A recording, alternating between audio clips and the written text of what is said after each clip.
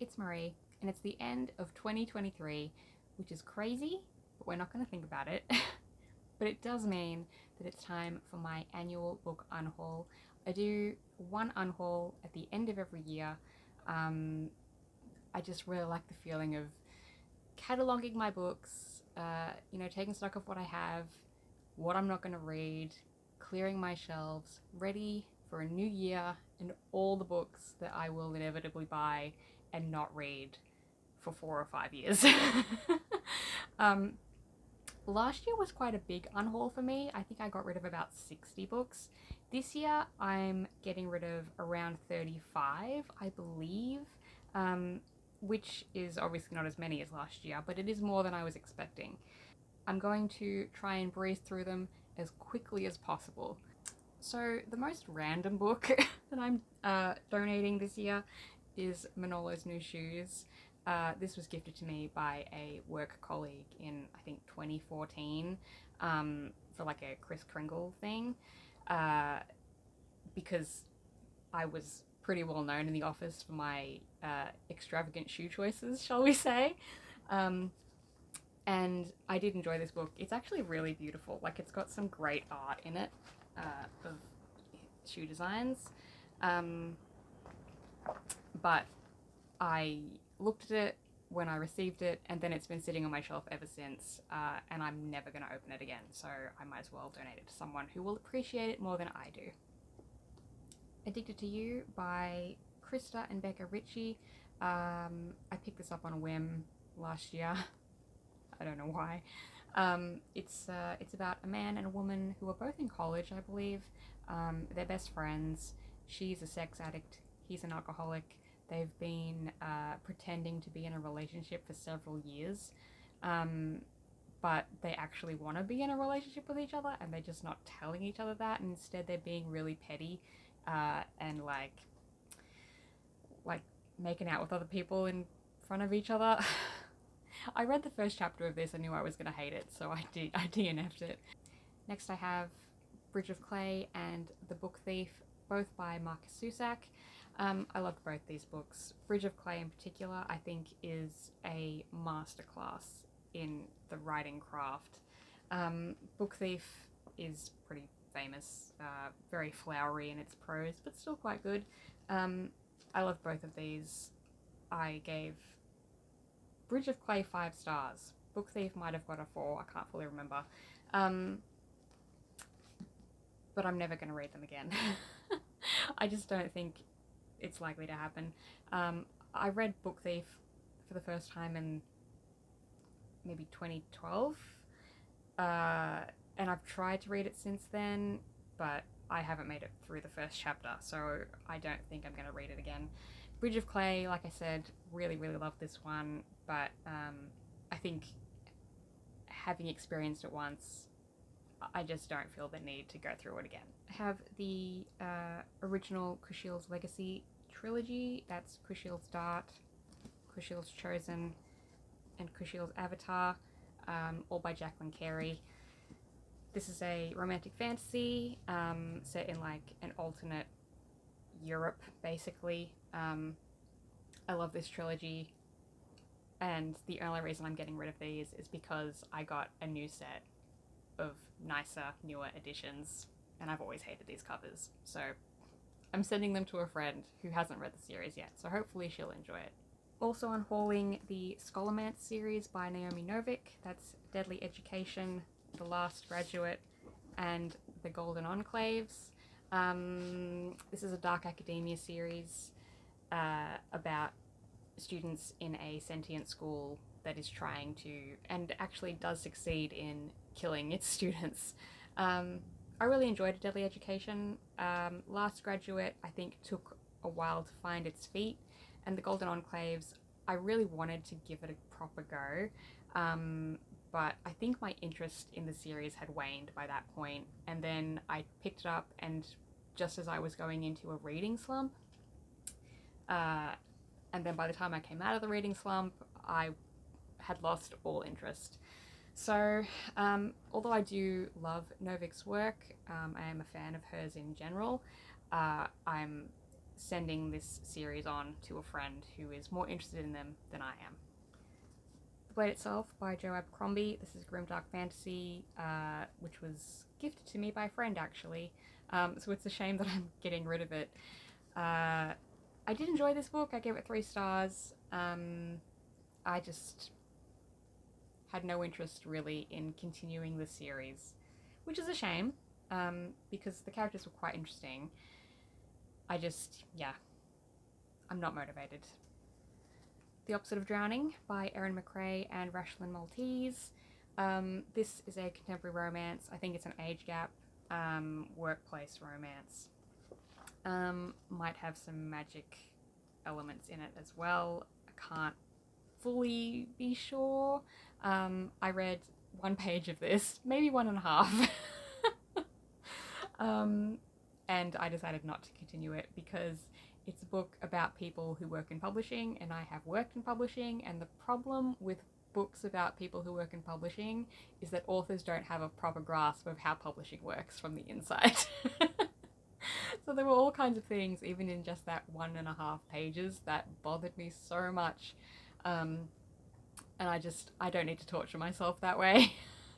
Letting Go of Anything But Fine and Take a Bow, Noah Mitchell, both by Tobias Madden. These are Australian YA contemporary queer romances, and they're very sweet. Although, well, Anything But Fine I really enjoyed. I think I gave this one 4 stars. Take a Bow, Noah Mitchell, I didn't particularly enjoy. I think the premise was flawed, but, you know, I think one of the things Tobias Madden does really well is capturing that Australian high school essence. It's the voice is just so authentic, and he has to be commended for that. I am still going to read Madden's work. He's got a new book coming out next year. Can't remember what it's called. So I am keen to read that one, although I think I will buy it on ebook when it comes out, instead of getting physical copies. This one is a shame to let go of because it is signed and personalized. But I'm sending these on to a friend and hopefully he'll enjoy them. Honey Trap by Tate James. This is a really, really cool special edition that I got from Fabled Knights, I think, when it was first starting out. It's got it's got a signature in it. Didn't know that. It's got like quite atmospheric pages in it, sprayed edges, really nice fabric cover. I think this is a dark romance, maybe like a gangster mafia romance. I can't fully be sure. I did start reading the first chapter, and then I never thought to pick it up again. So, I just don't think I'm going to read this one. Gallant by V.E. Schwab. I can't fully remember much about this one. It's about a girl who is, I think, mute, who goes to live in her ancestral family home after growing up in an orphanage or something.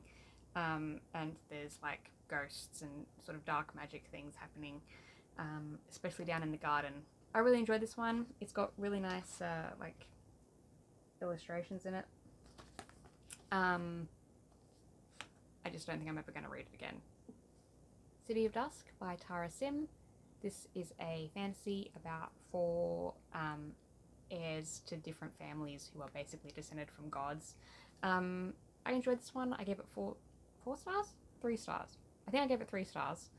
But it's the first in a series, and I've decided not to continue with book 2. I just don't think I'm motivated enough to reread this one before trying to read the sequel. Perhaps my most controversial choice, I'm donating Heartstopper volumes 1 through 4. Heartstopper is great, but I think I've gone off it. I don't know what it is. I did write a blog post about it a few weeks ago, trying to explain my thoughts, trying to understand my own thoughts, because I really did a 180 very quickly on Heartstopper. Like in June, I was still all for it. I was excited about the fifth volume. I was excited about season 2 of the show. And now here we are 6 months later, and I'm getting rid of my books. Yeah, it's just, I think I don't want to say aged out of Heartstopper because I know it's popular with people of all ages, as it should be. But yeah, there's just something about it that I've sort of gone off of. I think season 2 of the show didn't help. I didn't particularly think it wasn't bad. I just think it was not as focused as it could have been.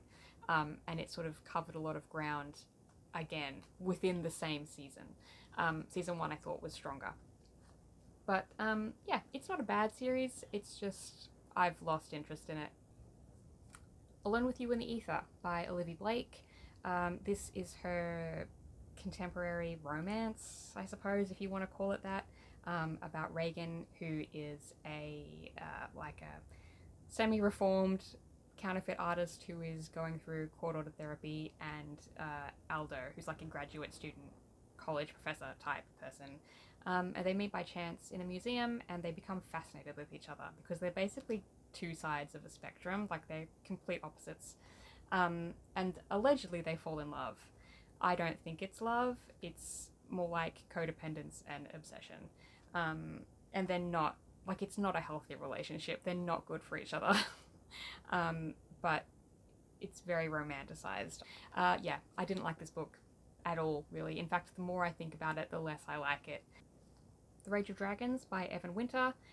This was sent to me by a friend, I think 3 years ago, around the time it was really popular on YouTube, like booktubers, where everyone was crazy about this book. And she read it and didn't mind it, I don't think. I think she gave it like 3 stars probably. And then sent it to me because she was unhauling it as well. I've just never thought to pick it up. I was interested in it at one point, but it's been 3 years. I've never seriously thought about reading it.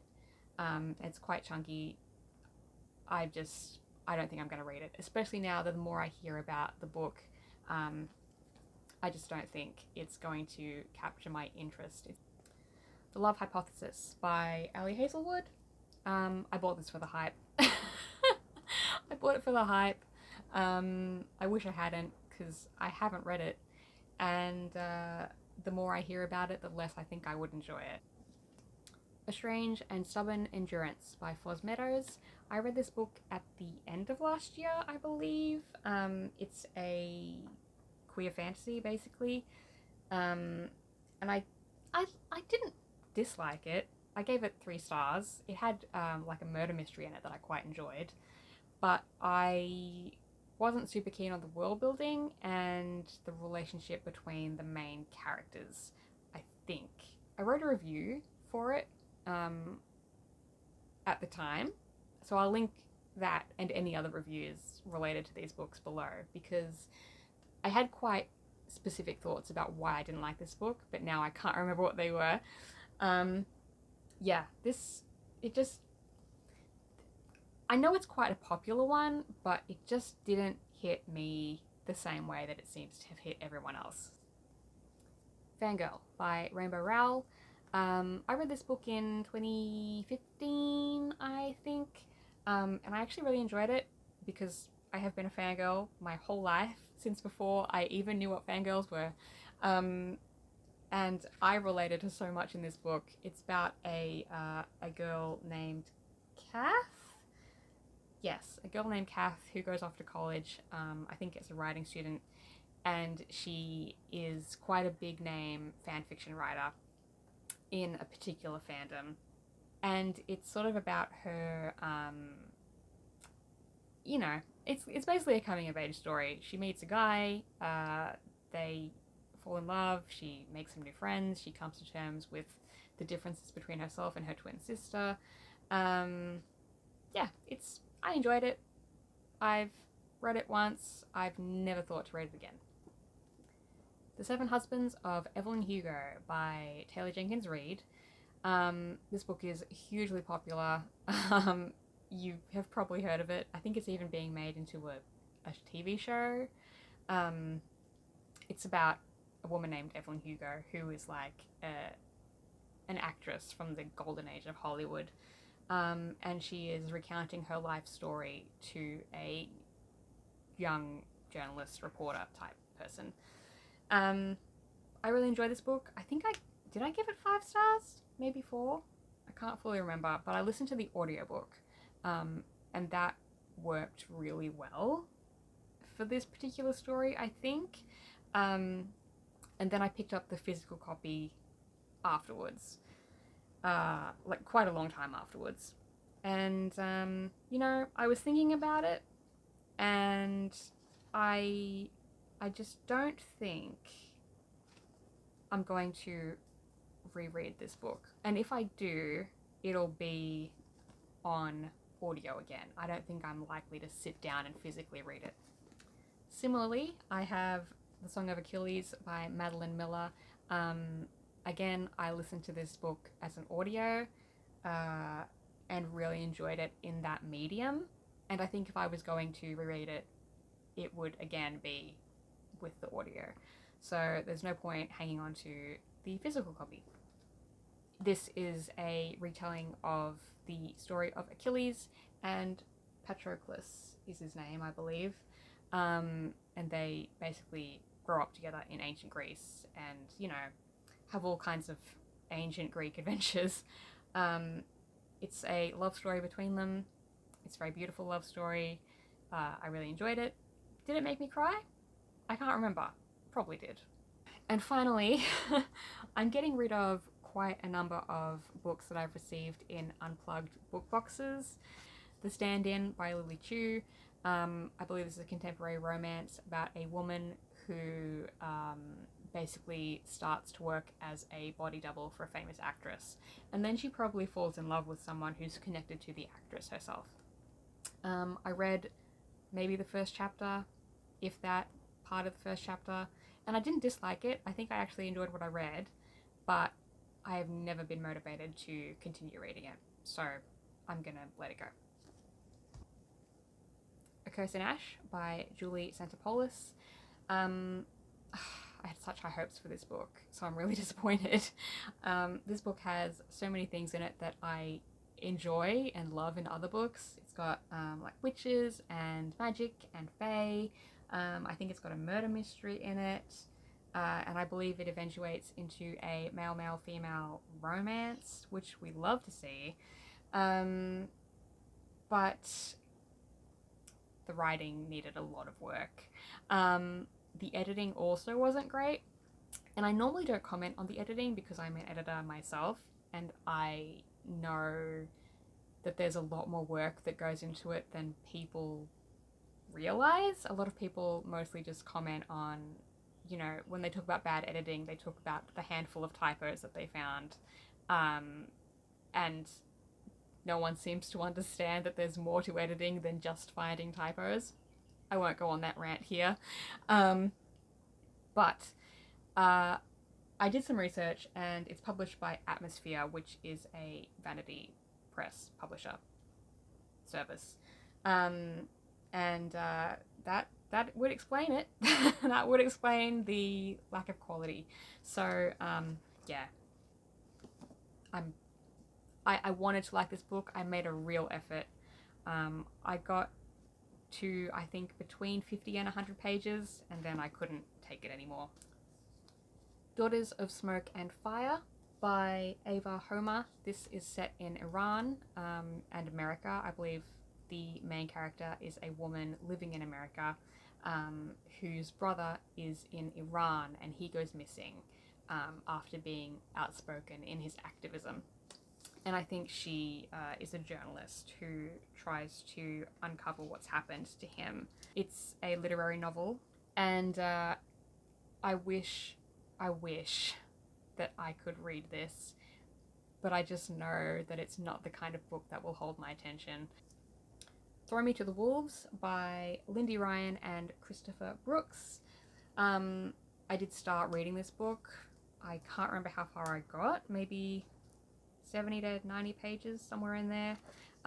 It's a paranormal romance about a woman who is, I think, a werewolf, I think, and she gets called back to her hometown by a detective who is investigating the murder of her family from like 10 years ago or something. And they probably fall in love at some point. The book wasn't bad. I just, I don't know. The writing style was iffy to me. The atmosphere was great. The setting was fantastic. But I think the authors wrote the different characters. Like, they each had one character and they wrote just those characters. And I think one character was written in third person and the other character was written in first person. It was just weird. Like, it felt like these two writers had written these two stories about these two characters and then kind of mashed them together and not given any thought to the overall structure of the book. Her Buried Lives by Caitlin L. Duncan. This is, I think, like a family mystery thriller. I believe it's about a woman who has started having like quite graphic dreams about death. And then she and her mother return to their home in this rural town, and Jenny starts uncovering information about a killer or something.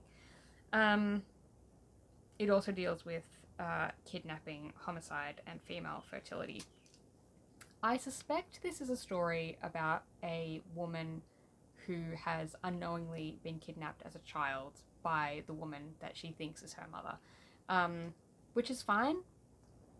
If you're into that kind of story, I don't have feelings about those kinds of stories one way or the other. If you like them, great. If you don't, also great. I am indifferent. Fraternity by Andy Mantis. This is a YA, like, queer, I don't want to say historical because it was set in like the early 90s. So it's not quite historical, but it's not quite contemporary either.